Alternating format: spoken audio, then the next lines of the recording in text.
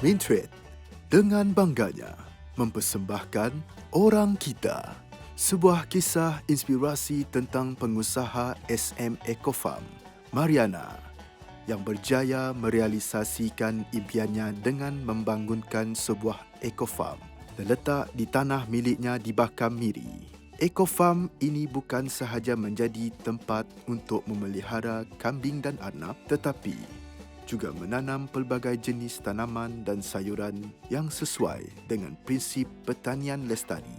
SM Ecofarm kini bukan sekadar ladang, tetapi sebuah pusat pembelajaran inspirasi dan sumber ekonomi kreatif bagi komuniti di Bakam dan sekitarnya. Mariana berharap kejayaannya dapat memberi semangat kepada orang lain untuk meneroka potensi mereka, memanfaatkan sumber yang ada dan menghargai nilai ilmu serta kerja keras.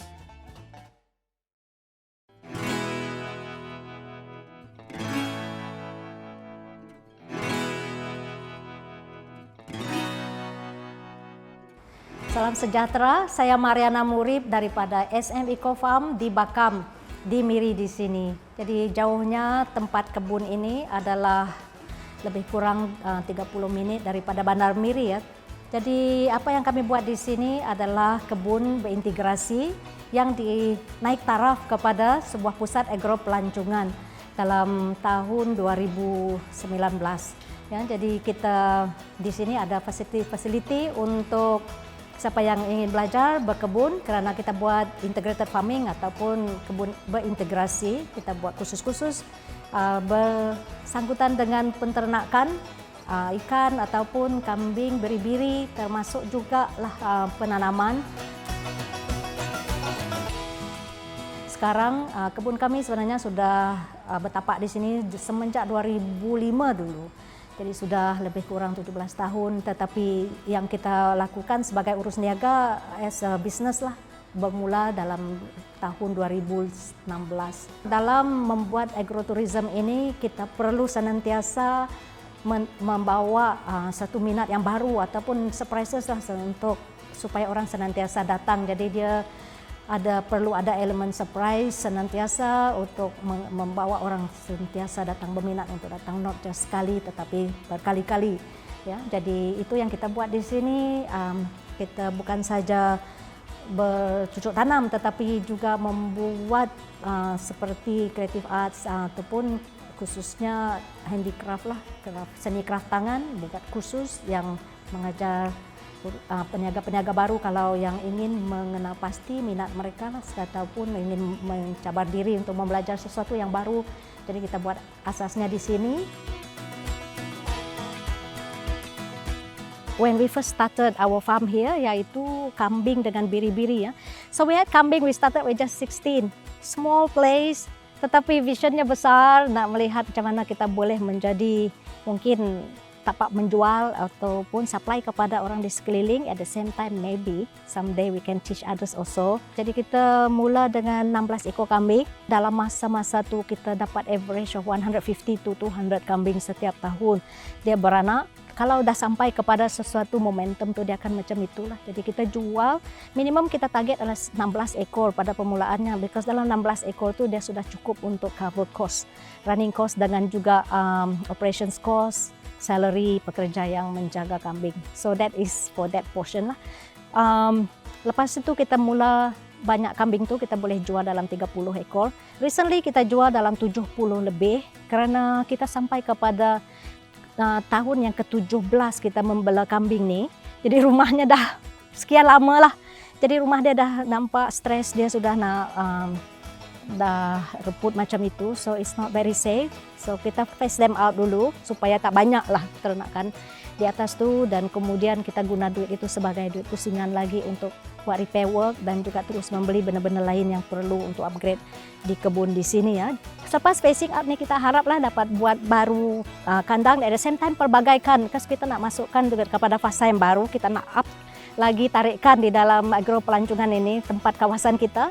Karena budak-budak kalau datang tu, ai kambing jak ke anti, dia kata macam tu. Ada lagi tak ternakan yang lain, so I think we have to listen to our customer juga apa dia nak. So kita ada juga group of rabbit lah, kita bawa 6 ekor. Sekarang dah 60 dah dalam tu. Jadi di dalam dunia keusahawanan at the same time buat cari tarikan baru, kena berfikir bermacam juga lah macam mana yang terbaik dan juga yang boleh help us grow in our business lah.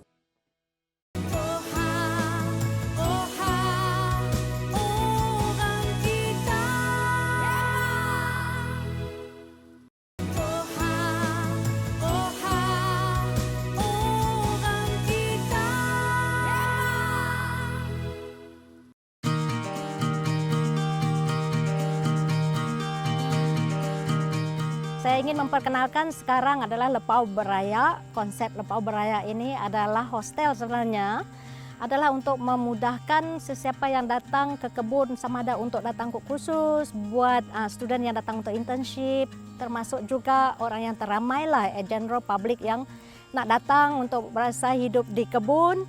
Dan also tapak sekeliling kita ini juga terbuka untuk camping purposes lah. Jadi setakat ini apa yang kita lihat di sini adalah 6 bilik sebenarnya. Ada 3 jenis bilik. Satu adalah yang terbesar adalah 2 bilik yang ada queen size beds dalam tu. Jadi boleh memuatkan, kita try to make it comfortable for semua orang lah.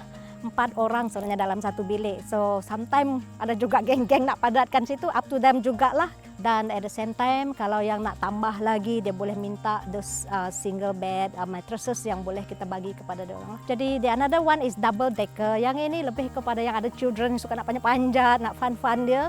So double decker bed together dengan also queen size bed kat dalam tu. Dan yang satu lagi adalah konsep super single, 2 bed tetapi yang bawah tu boleh tarik. Jadi boleh jadi 4. Another item or product, if you like, that we are producing here and also selling to all our customers who come, not only to visit the farm but also looking for a souvenir to take home, just to remember their trip. At the same time, we are also organizing courses for whoever wants to come and participate in having your own specially made bag, if you like. And so we call them just broadly as rosebud bag. Some people call it some other names, but it looks like a rosebud to me. So that's how we try to identify this bag, differentiate it from other bags lah. We call this something traditional from the Iban, budaya Iban culture. It's bure, they call it kain bure, or whatever you're doing, sama ada baju bure, ataupun this is the male one. And then it is essentially making designs using shell ataupun siput, yang kita panggil siput itu. What you see here is a dress in a way, then it is all designed with all the different shell. This is kain, jadi ini kain. This one is more like a wrap around. So it's the same thing. And it can be put also on other material like cap. Some people put on t-shirt. But I would like to emphasize something about the use of the material, because you need to have something that's sturdy, keras lah.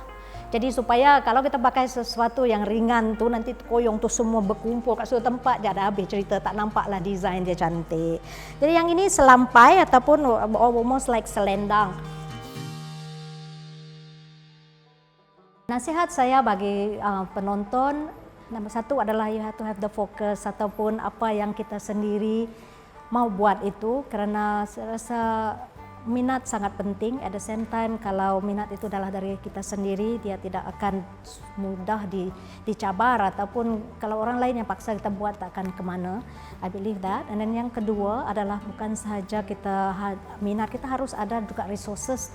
Macam mana untuk membawa kita ke hadapan, bukan sahaja membuat satu minat tetapi memiliki satu keinginan untuk menjana pendapatan. Yang ketiga, that part yang bekerjasama dengan as many people as possible. Kita cannot work alone. Ya, jadi for myself, I join some persatuan, I join Dewan. Saya juga bekerjasama dengan agensi-agensi, ministry semua tu. Ya, kerana dari sana kita akan dapat our exposure.